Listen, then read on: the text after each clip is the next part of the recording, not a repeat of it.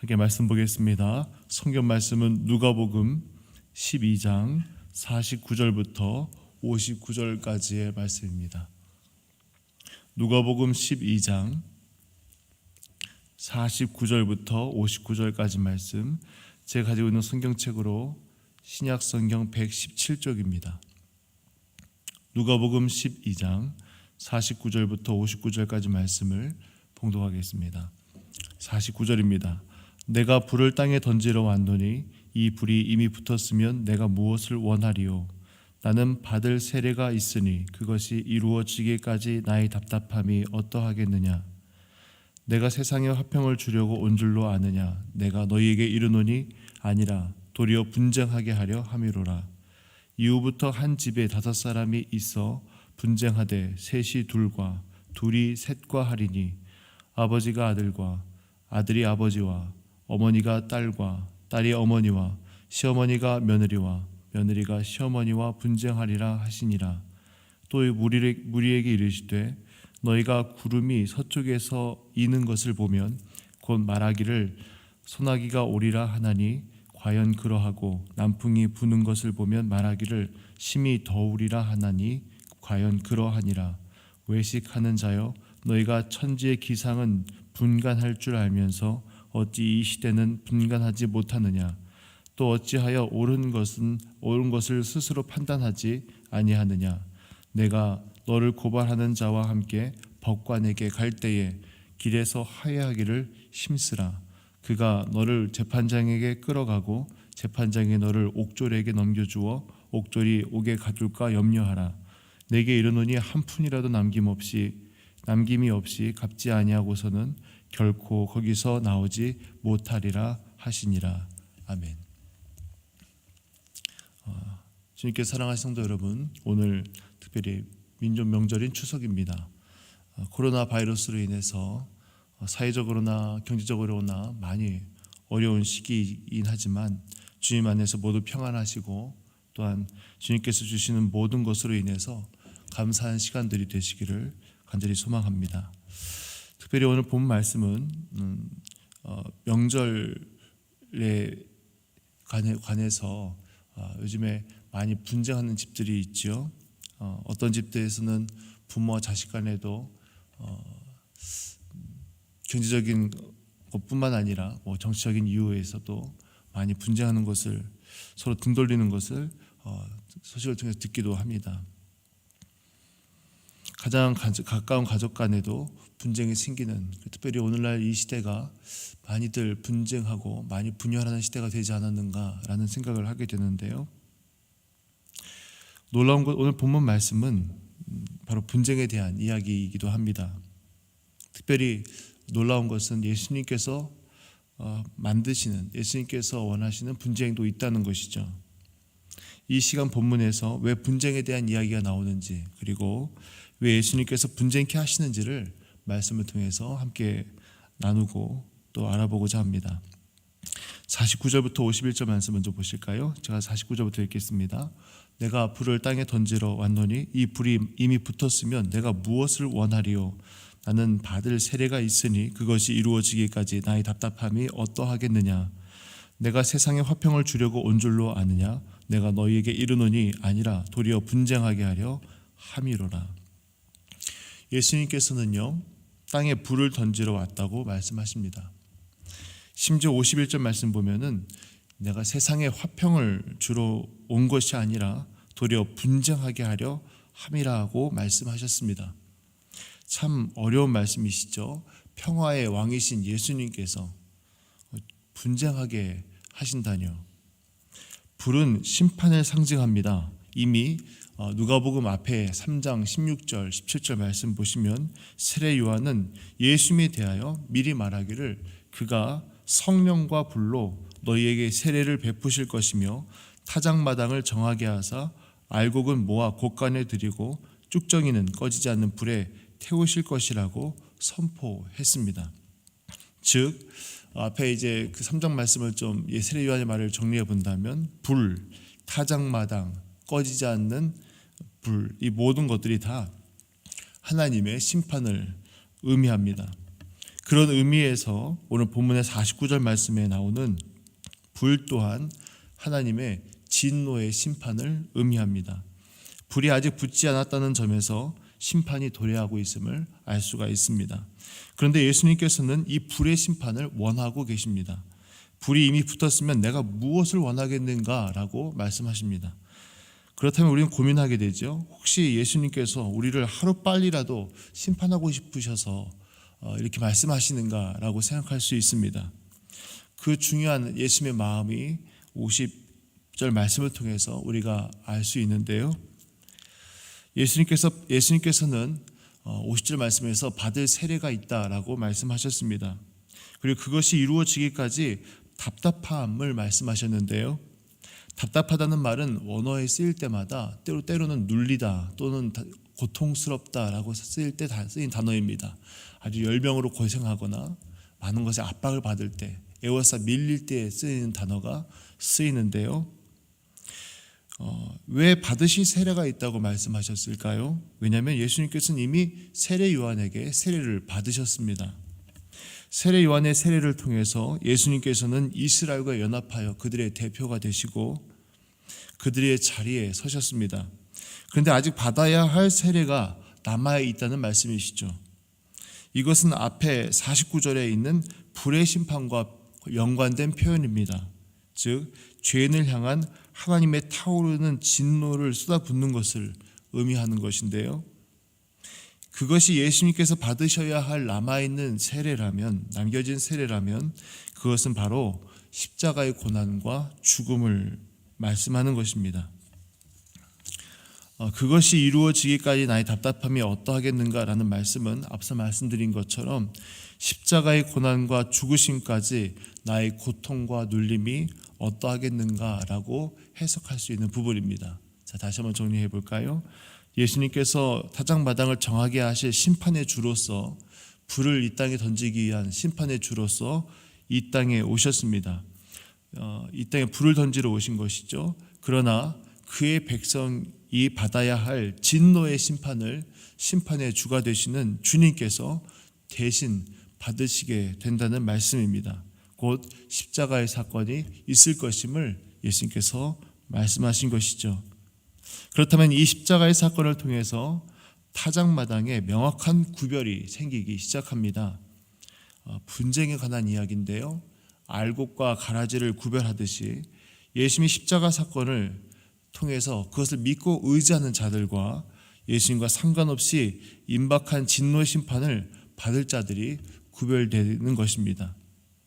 때문에 예수님께서는 51절 말씀처럼 세상에 화평을 주려고 온 것이 아니라 도리어 분쟁하게 하려고 합니다라고 말씀하신 것입니다. 여러분, 진실과 거짓이 섞여 있는 상태, 의로움과 악함이 혼돈스러운 상황을 유지하는 것은, 그리고 혼탁하게 하는 것은 진정한 의미에서의 평화가 아닙니다. 진정한 평화는 진노의 저주로부터 해방된 예수 그리스도의 십자가 아래에서 주어지는 것입니다. 그것이 바로 진정한 평화입니다.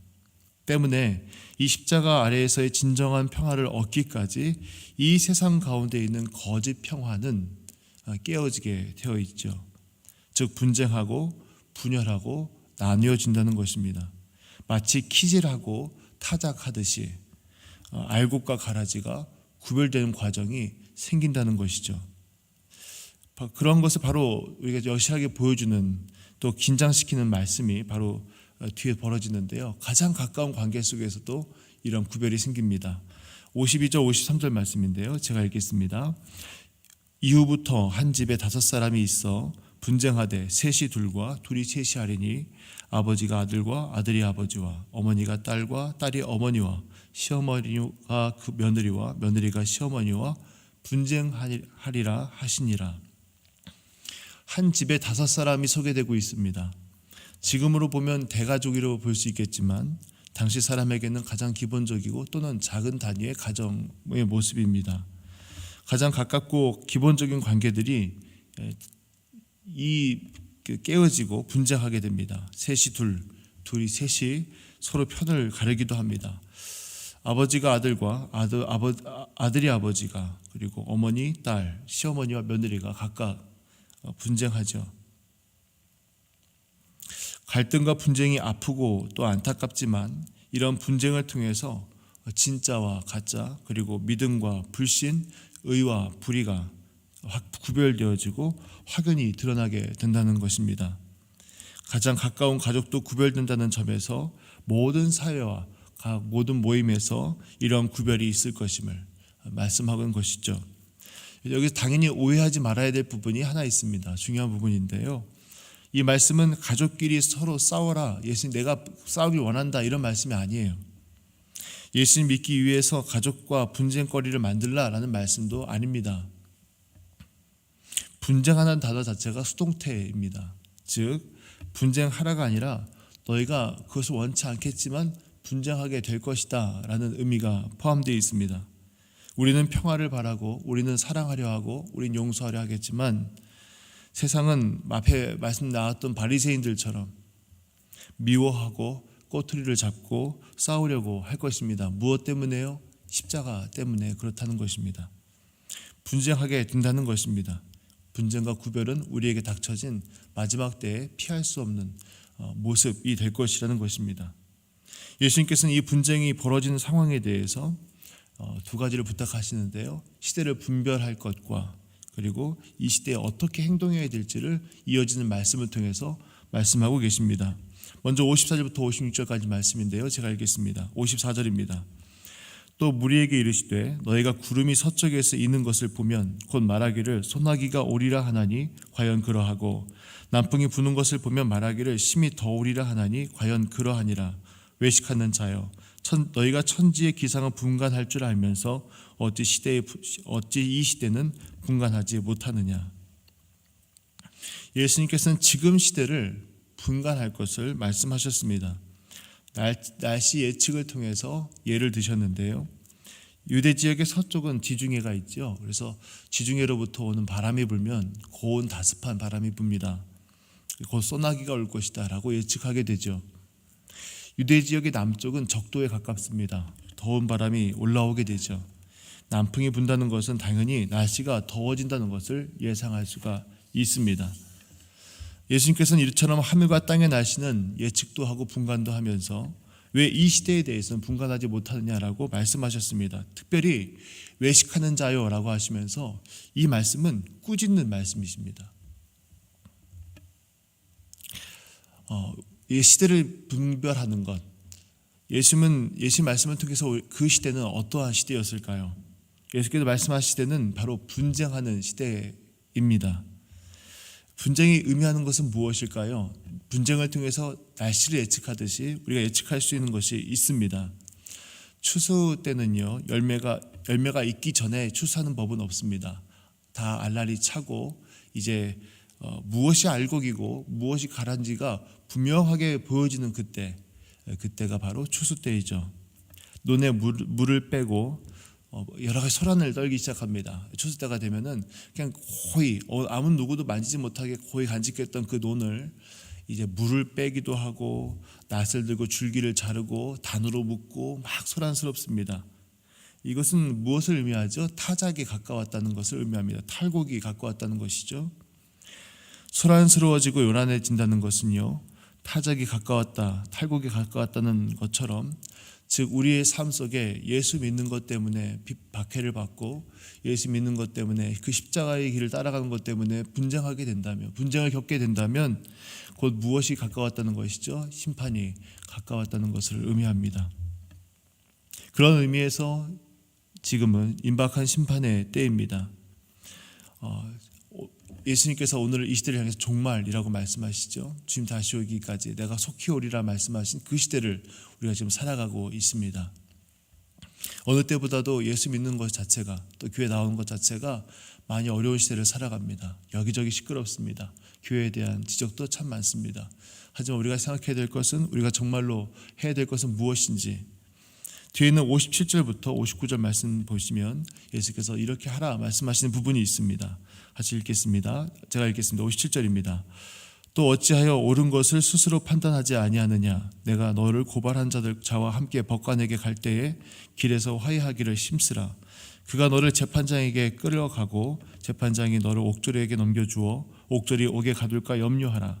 내게 이르노니 한 푼이라도 남김없이 갚지 않고 아니하고서는 결코 거기에서 나오지 못하리라 하시니라. 시대를 파악하게 되면 옳은 것을 판단해야 합니다. 어떻게 해야 할지, 무엇을 해야 될지 판단이 서야 되죠. 지금 우리의 처지는 마치 고발하는 자 또는 대적과 함께 재판장으로 가고 있는 자의 상황을 말씀하고 계십니다. 그것과 비슷하다는 것이죠. 곧 심판이 있을 것입니다. 아차하는 사이에 오늘 말씀 보시면 그가 너를 재판장에게 끌어갈 것이고 아차하는 사이에 재판장은 너에게 곧 옥졸에게 너를 넘길 것이고 옥졸은 너를 옥에 던질 것이다. 옥에 가둘 것이다 라고 말씀하고 있으십니다. 때문에 58절 말씀에 해야 될 일이 있습니다. 무슨 말씀이시죠? 너는 빨리 길 가는 도중에라도 화해하기를 힘쓰라는 것입니다. 일단 감옥에 들어가게 되면 한 푼이라도 다 갚기 전까지는 결코 나올 수 없게 된다. 바로 지금 너에게 다 임박한 심판의 모습이 바로 그러한 모습이다 라고 말씀하시는 것이죠. 그만큼 급박하다는 것입니다. 무엇이 중요할까요? 이 분쟁이 일어나기 시작하고 소란스러우기 시작할 때 임박한 상황 앞에서 우리가 해야 될 것은 빨리 내가 하나님 앞에서 빚진 것이 없는가, 내가 하나님 앞에서 아직 해결되지 못한 문제들이 있는가 빨리 돌아보고 빨리 주님 앞으로 돌아오고 회개해야 한다는 것입니다. 이러한 점에서 13절 말씀의 첫 이 이야기가 시작되어지는 유산을 상속하는 문제로, 가정 분쟁 문제로 왔던 사람이 얼마나 어리석은지를 또 얼마나 중요한 것을 놓치고 있는지를 판단하게 되죠. 그는 지금 예수님 앞에서 유산 문제로 예수님께 나왔었습니다. 근데 그런 상황이 아니에요. 사실은 그걸 신경 쓸 때가 아닙니다. 만약 그 사람이 그 시대를 온전히 분별할 줄 알았다면, 분간할 줄 알았다면 자신에게 주어진 하나님 주님 앞에 나온 이 잠깐의 시기에 재산 문제로 하는 예수님께 구할 것이 아니라 무엇을 구해야 됐을까요? 엎드려 그분 앞에 죄를 고백하고 회개하며 생명을 구해야 되는 절박한 순간이었던 것입니다. 지금 우리 시대에 가장 힘써야 될 것이 무엇인지, 우리가 이 시대를 분별할 줄 안다면 지금 우리가 무엇을 주님 앞에 나와서 가장 먼저 구해야 될 것인지를 우리가 생각해 볼 수가 있는 부분이죠. 말씀을 정리합니다. 세상과 사회는 교회를, 심지어 가정에서도 성도 개인을 핍박하기도 하고 또 분쟁하기도 하는 시대를 만나게 되었습니다. 예수님께서 말씀하신 대로라면 임박한 심판의 때인 것이죠. 하지만 그 진노의 심판 속에서도 예수님께서는 우리를 대신해서 십자가에서 고난당하시고 죽임 당하실 것을 말씀하셨습니다. 진정한 평안이 무엇인지 다시 한번 생각해보는 말씀입니다. 주님께서 말씀하신 것처럼 오늘 분쟁하는 우리 사회를 바라볼 때 우리가 더 깨어서 주님을 의지해야 하되, 특별히 한 푼이라도 다 갚아야 될 것이 있는 사람처럼 하나님 백성답지 못했던 우리의 모습이 있지 않았는가, 우리가 하나님 앞에서 잘못했던 것들이 있었는가, 혹시라도 세상 앞에서 예수님을 부인한 적이 있는가 돌아보며 지극히 작은 하나라도 회개하고 변화와 회복의 길을 걸어야 될 줄로 믿습니다. 지금 우리가 하나님 나라에 관한 것이 아니라면 빨리 화해하십시오. 또 하나님 나라에 관한 것이 아니라면 빨리 용서하십시오. 하지만 하나님 나라에 관한 것이라면, 우리 믿는 십자가의 신앙에 관련된 것이라면 끝까지 그 믿음 잃지 말고 끝까지 견디고 또 힘쓰시고 또 승리하시기를 간절히 소망합니다.